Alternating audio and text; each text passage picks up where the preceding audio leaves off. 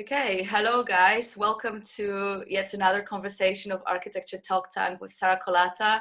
Today I'm really excited because I have some incredible expert architects who have very quickly responded to the crisis with Corona and have started printing masks. And I'm very interested about their story, about the work that they've been doing before Corona and how they found the adaptation process towards the response in crisis.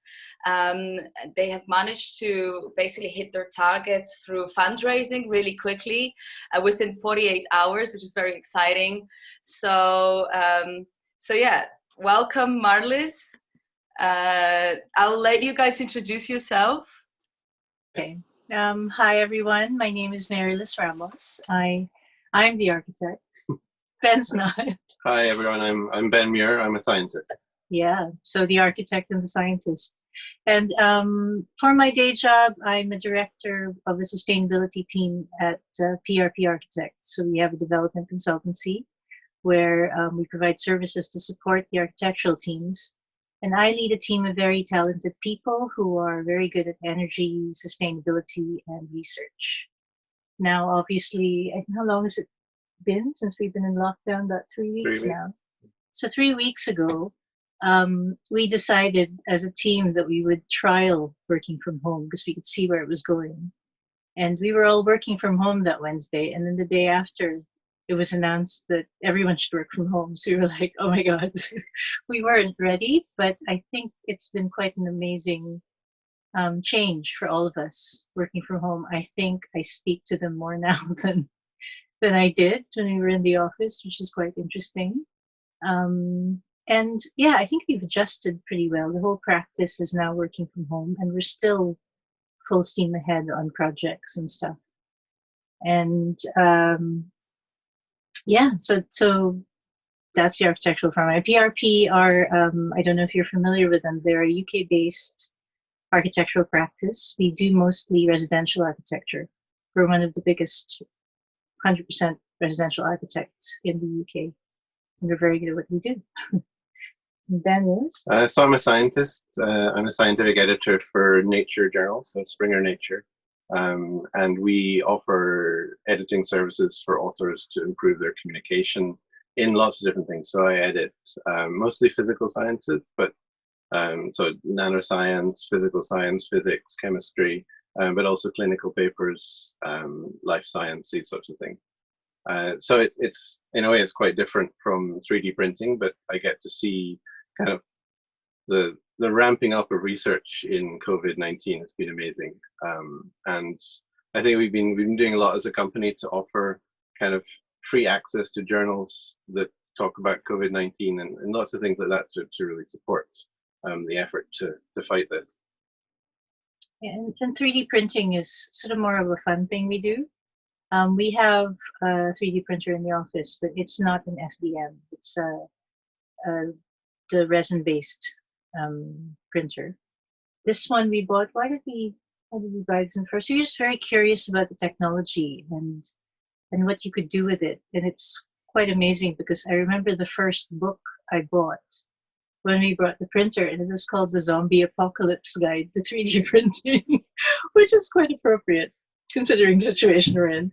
And Ben has a lot of experience in the lab, like with clean rooms and stuff like that. So between him and I think our skills have really come together doing this because he's very good at troubleshooting when things go wrong. The scientific method is sort of more his territory than mine. The trial and error and the sanitizing that we need to do for these masks is also his territory. I think for me, the idea with 3D printing that you can have something on the screen, you can design it, and then you can print it. A few minutes later, you can see it going from the computer to the actual being a 3D object. And then you can say, okay, this isn't quite working properly. Let's just tweak a few things here and then send it. And then, okay, this is better. And actually, let's change this bit. It's amazing. It's, the whole prototyping something can be so quick. Yeah, indeed. So it's really interesting. Like you shared so much. I was just wondering to ask a little bit more about you. You say that you work also with sustainability within your company normally. Do any of your projects require this kind of rapid response as well, or a lot of it is just planning and being able to look ahead into time and kind of be able to align everything? Yeah, a lot of it is future proofing. A lot of it is planning, strategy, and so this kind of rapid response thing is very new to both of us. I think, well, maybe not so much you, because you have to deal with emergencies and stuff like that in lab, and Ben's also a first aider. But for me, the pace of the work is slower. It's like you have all of the challenges along the way. You tend to write it out and say, this is what we're going to do at every step of the process. Whereas this time, for the coronavirus thing, we had long been monitoring, meaning like 2 weeks, because that's when we were in lockdown. We were really desperate to try to find a way to help, because it felt like, yes, we're doing our jobs, we've settled into this routine, homeschooling and all of that. But, we hear all of these stories about the nurses on the front line not having protection or selectively being given protection. And for me, I have a lot of family in that field, and there are a lot of Filipino nurses here in the UK. So I was like, what's happening? And well, the other thing is that we have so many different hobbies. So I often say that my biggest hobby is that I collect hobbies. So we have so many different things that we can do and that we have ideas about. And, we're quite creative, but also, the combination of skills is quite interesting. And so we're like, there must be something we can do here with all of the things that we have around the house. What do they need? What can we do to help? Yeah. And I think you went off and really, researched what's happening at the moment. And it was kind of as the face mask thing was ramping up that, now you look and you see so many different people doing it. It was, over a few days, it really, really exploded. It was really amazing. Because I had long been monitoring the different mask files, the different visor files that were coming out. I tried a few. Some of them took 2 hours to print. Then I found this group, the National 3D Printing Society, who had a model that they said, okay, this is the one we're going for. For me, it only takes 30 minutes to print one. And they had really streamlined the design and then they were supporting people with the settings and everything. So I'm like, okay, I'll try to jump onto this one. And literally, I think they had just set up probably the week before. I saw their website a few days after. We tried out the model, got it. I think they had like 8 prototypes. I can show them to you later. Like 8 failed prints before we got to the right one where it's kind of solid enough to not to be cleanable. And I got approved supplier status, and then suddenly we were in this position where we could help, and that was amazing. But then we thought, I'd gone to Amazon and bought filament and everything, and I'm like, but this is not sustainable. We're burning through this filament really quickly, and I'm not going to be able to afford to pay for all of this. And when we posted our first photograph, and this is all days, like this is from day to day, it changes so much. We posted our first photograph on Facebook, and immediately I had a few texts from friends, and you did as well, asking, this is an amazing thing you guys are doing. How can we help? Just let us know how we can help. And then Ben, you remember? So I was just reading the news, and I was like, there was a 15-year-old kid who was on the news, and he was making face masks in his living room, and then there was a picture of the NHS, and he said, they just went on, set up a GoFundMe, and they were raising funds that way. And I was like, hey, we could do that. I never really thought. I've run for charities, kind of run half marathons and stuff for charities, but never actually done something like this for something that we were wanting to do to help people. And I was like, hey, that might work. So Marylis went on and set it all up. And the day after, I was like, I found the Post-it note that I had written the message myself. Could we use GoFundMe to help with this? And we're like, okay, we've almost got to our target already. It's just like, it's amazing. And we are not that kind of people. We like planning things. We agonize over planning things, analysis paralysis, I think we call it. So turning something around and deciding to do a GoFundMe, and then 1 hour later saying, yeah, let's do it, having the website up, writing all that text, having a picture up. was really not us at all. So we were quite amazed at the response from our friends and my LinkedIn contacts, my colleagues. Because normally when you're running for, when you're raising money for a marathon, so it's quite hard. It's quite hard to raise money because people get fatigued. But I just found, I'm very amazed and appreciative of everyone's response to our call for funding. And I think we did a spreadsheet of how much material we would need, say, to get the NHS through the peak. So the next 3 weeks, how much can we print in a day? How fast can our, we had the calculations for all that. So the anal plan is still in there somewhere. But then that's how we came up with our target. But now that we've sort of gone beyond that, we're trying to figure out how to make the best use of that funding. Do we give it back to the organizations that we're supporting? Do we buy more material? And now we're actually in conversations with a friend who is really helping us with the campaign to see if we could actually get another 3D printer and get another person 3D printing, with our support, with the setting it up and giving them settings and stuff. So then we have another machine in somebody else's house also making these things. And this is all happening very quickly. Yeah. But in a way, it's quite easy to make these decisions because there is no time, right? The things are happening so fast and things are getting worse before they're going to get better. So, it normally takes me months before I buy anything, or organize anything or do anything like that. And here it was so easy because, there is no time to wait, right? This is the right thing. Let's just do it. Let's go. Let's see what happens. Something good's happening. Okay, what do we do next? How do we move it forwards? So in a way, it's quite refreshing because we also know we're helping, and that's also a reward in itself, right? Yeah, definitely. And we've been getting emails directly as a result of the funding page from people we don't know asking for help, and that's when you realize actually there's so many people out there who do need help. Like junior doctors don't get issued these things because they're young and they can, I guess, because it's okay for them to get it. I don't know. It's just ridiculous. So, but there is just not enough supply to go around. So anything helps, I think, at this point. Yeah, that's it doesn't, when we dropped off the first batch the other day to the guy who was 3 meters away from us on our doorstep, he was saying that, it doesn't matter if it's only a few, it makes a difference. And, we gave him 30 something and, this will make a big difference. And I've got someone else who's just given me 10, and then there's another, it's this amazing distributed network where everyone does a little bit, but there's so many people wanting to help that actually we can make a difference. Exactly.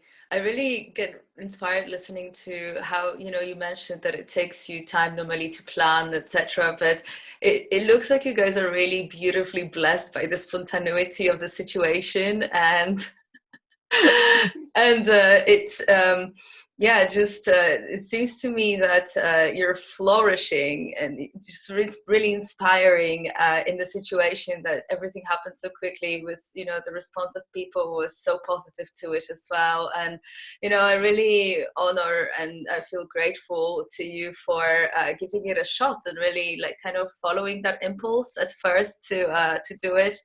It's a really great story. And you say that still in the same time you still run your company, right, with the architecture projects. And on that front, was there the relationship with your clients, has anything changed with COVID? Are people a little bit more uncertain with the situation about the continuation of projects, or is everything still okay in that respect? Oh, no. Definitely been a slowdown. There are some projects that are still ongoing, and that gives us hope, because obviously if projects stop on site, that affects, that cascades into the architectural practices. And we have had to put some of our staff on furlough because there just isn't enough work to support everyone going forward. But we are very committed to trying to do our best to make sure that we keep everyone and hope that this doesn't last as long as they say it will, But it has affected the industry quite a lot, obviously because construction sites can't go at the same pace that they used to go. But luckily in my team, because we do a lot of research as well, all of that is still full steam ahead. And Ben hasn't had to slow down in his workload at all. No. If anything, it's grown. I think it's grown because people are now at home more. They can't go in the labs as much. So they're writing up all of that research that they've had sitting where they haven't had time. So now we haven't, the only area that's really been affected is kind of conferences and those, one-to-one meetings and things like that really have gone completely on hold. That's quite a big impact. But in terms of the publications, we're not really seeing any change, luckily. Yeah, in fact, I think that they're even read more often because now people are more online and also they seek more information about these subjects for sure. It's really good to hear that, of course, the slowdown is happening in the industry and many other industries, but it's good to know that things are going well with the projects. And so what's the next step with printing masks? So you said something about hopefully setting up another station, finding another person that can print. Did you think about pairing up maybe with an architecture firm somewhere not far from you that have already the equipment, or just curious? I know. Yeah. Sorry, go ahead.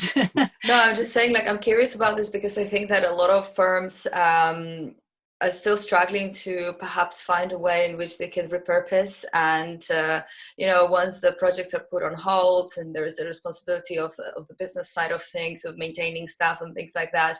Sometimes it's hard to think what you guys did, out of a sudden put your heart into a whole new thing and act spontaneously to a situation. And some people respond to crisis better than others. For some people, it's easier to adapt.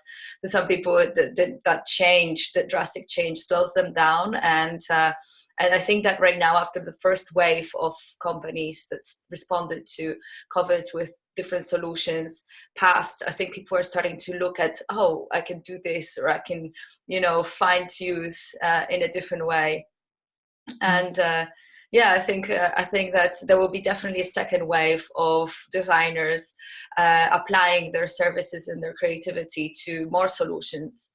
Not just printing masks, but perhaps also reinventing the environment as we know it, because I don't think the world is really going to be the same for a while. And we still are to see it, we're still not back to the everyday life. So we still haven't really noticed the big differences that have already been implicated. So, but yeah, so do you already have a befriended practice perhaps, or someone in mind?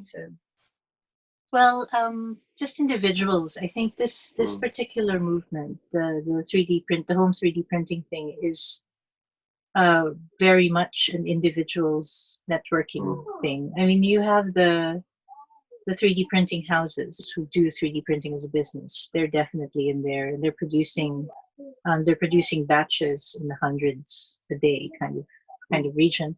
But then you have people like us who are hobbyists. And those are two completely different networks, because I think people like us tend to do it for free, because it's sort of also because we've raised money for it from others who want to help. And that's not really, getting paid for these things isn't really a route that we want to go down. But certainly the knowledge that we have on this thing, I think I know this machine a lot better now than we ever have in the 2 years we've had it, because these models are quite particular to print, and they have to be of a certain level of quality to be able to, for your conscience to say, I can put this on a health worker.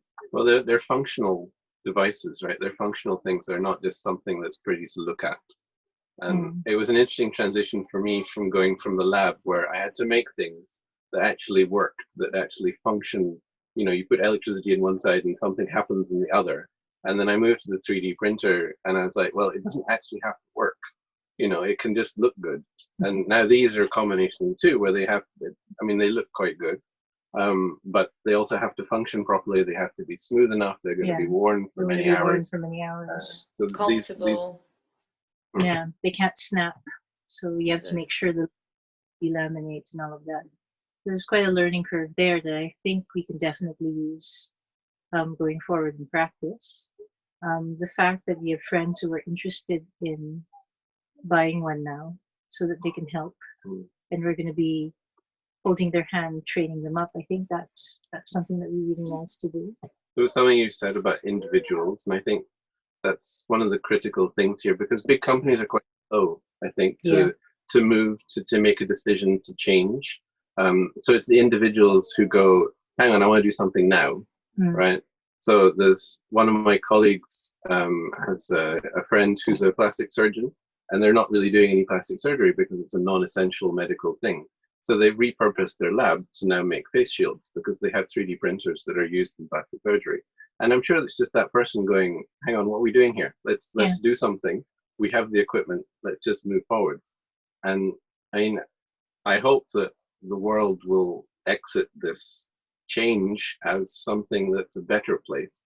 And maybe it will be more about the individuals that are really driving these sorts of things. The big corporations will have to follow, I hope. Yeah. You know, and I don't want after this for us to just go back to how it was, because, you know, we've all had to change a lot.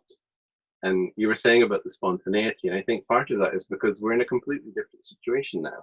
You know, we're working from home 100%. We're homeschooling. We're doing all these extra things. Everything has changed. It's quieter outside. There are no planes and no cars, and you know, so the world is now a very place. So maybe that emboldens us to try and do things. And you think, okay, I can put my hand up and say I want to make a difference. You know? Yeah, because I think the first week of lockdown, everyone was just sort of keeping their heads down and trying to survive. And that was like, you know, and so the whole panic buying thing, it was very much, I need to protect myself, you know, and my little family in the four walls of my house. Whereas now I think we've all settled into this new reality. Everyone's on Zoom or Skype or Teams or whatever. And now we're sort of trying to find, okay, what can I do within this box that I've been put in?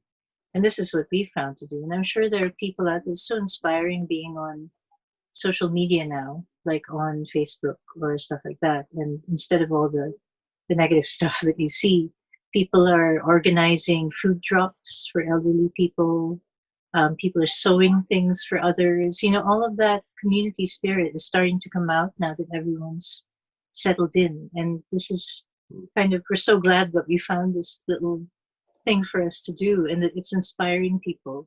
And I've had some of my teammates saying, you know, it's so inspiring. It makes me want to do stuff. And they're really looking at themselves saying, okay, what can I do? I can bake, I can cook, I can sew. You know, what can I do to give back to this community of people around me?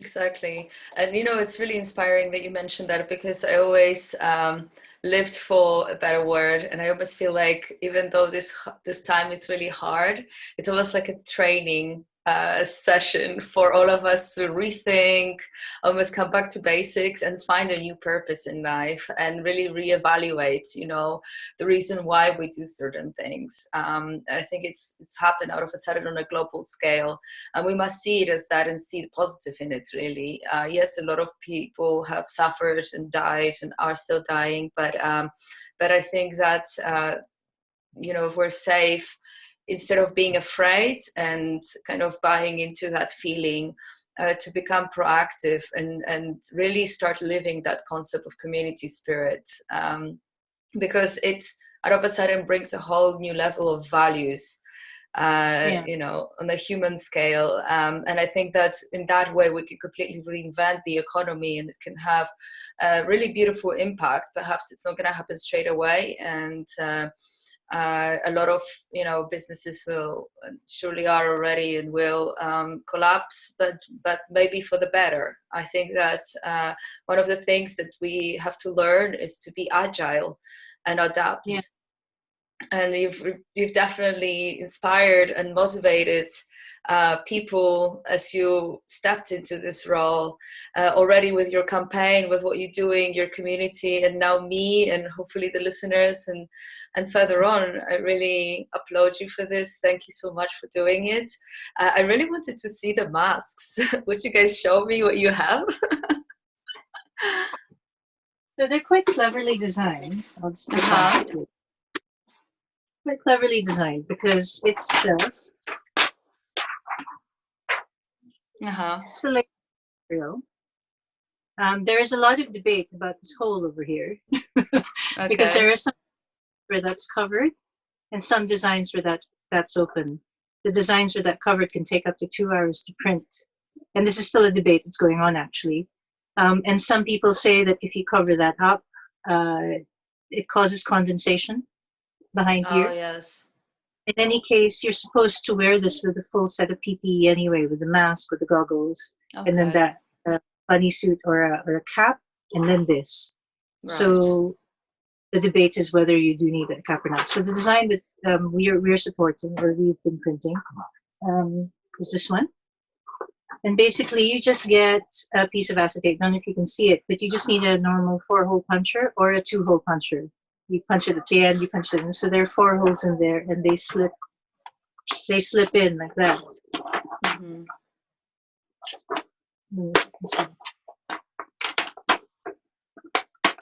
And as it has these clever little tabs there that stop it from flipping out. Because another design, we have that here. Another design you had to put rubber band to stop the mask from flipping out. So anyway, Right, and then yeah. Excellent. I have seen actually someone wearing that in a supermarket. And I'm glad that you clarified that it was supposed to be, I mean, it's supposed to be worn with also the full yeah, gear because the people in the supermarket were wearing just this. And I was wondering if it's actually enough.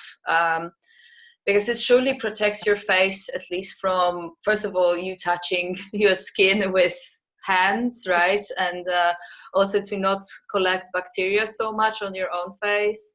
It limits the spread of bacteria coming from, or viruses coming from you. But I don't think it's still enough. I've seen some simulations of how the virus spreads. This week there was quite a like kind of virtual reality stimulations of it, and it was quite interesting to see that it can actually even spread whilst talking, just with the breath. And You might so I saw a study where they were looking at the slipstreaming behind people who are running and cycling, yeah. and how if you cough when you're running, the particles go behind your head and they sit behind you as you're running, like as if you were slipstreaming. So run behind someone, run to the yes, side. right. Yeah. But it's very difficult to know which of these things we can do will make a difference. If we can't do the whole PPE thing, you know, the debate about whether wearing a mask actually makes a difference. Mm-hmm.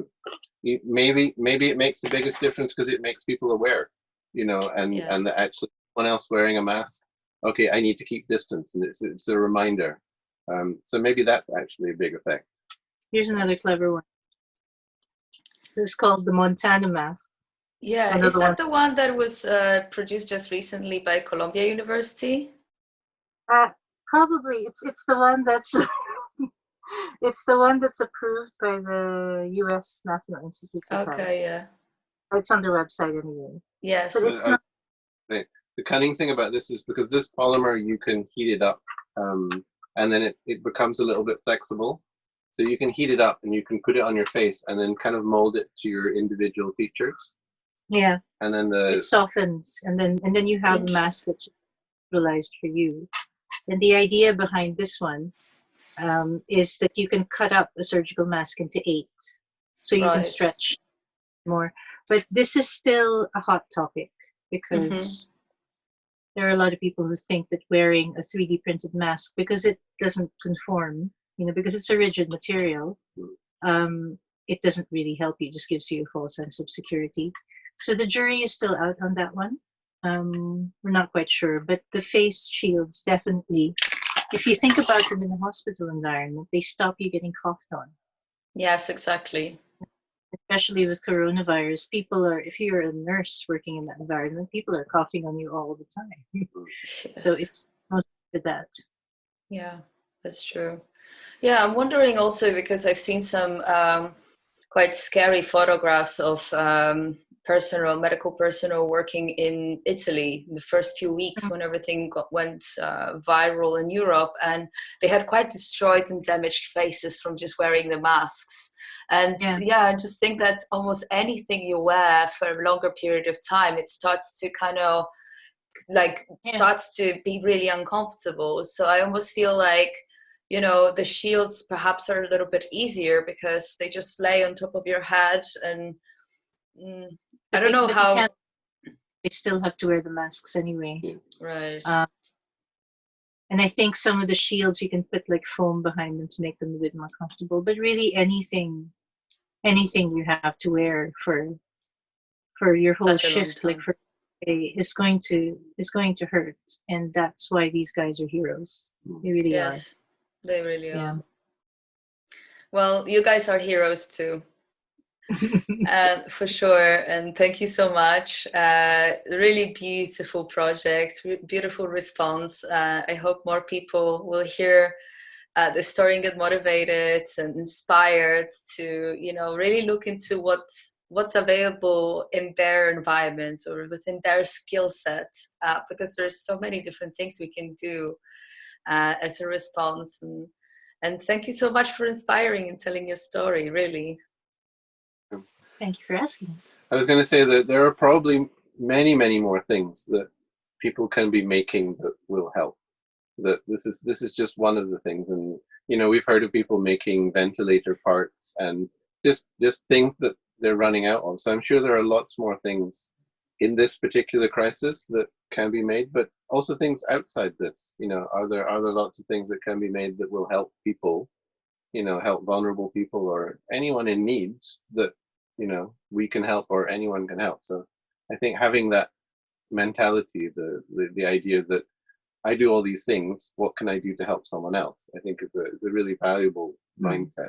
Yeah, indeed. And if one wanted to get involved or find a way to help, what is there a place you suggest to check out? You know, especially I think you mentioned before that there is places where the open plan designs for printing, for 3D printing, either medical equipment or ventilated parts or masks. Is there a place where that is all gathered, or one needs to look for it online?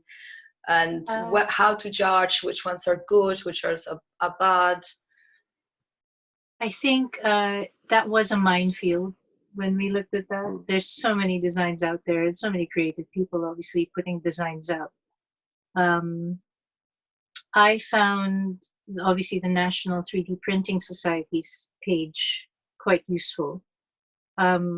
What gave me confidence in the design is the fact that they quality assess it, like with photographs. They give their printers, and because they you know, they had the confidence to say, there are thousands of you, we want you to print this one design. I think that gave me confidence in the design as well, and the fact that they quality assure it, and there's a whole process for distribution. There's also other models. There's the NIH website is the other one, where I think there are actual medical personnel looking at it and vetting the designs and then putting all the disclaimers necessary, so saying you have to print this in this material, you can't print it in that, and this is how you sanitize it and all of that. Other than that, I think just do a lot of research. There's a lot of stuff out there, and you kind of have to look at several sources of truth before you can go and make up your own mind. Like this whole debate about whether the shields need to be open top or not.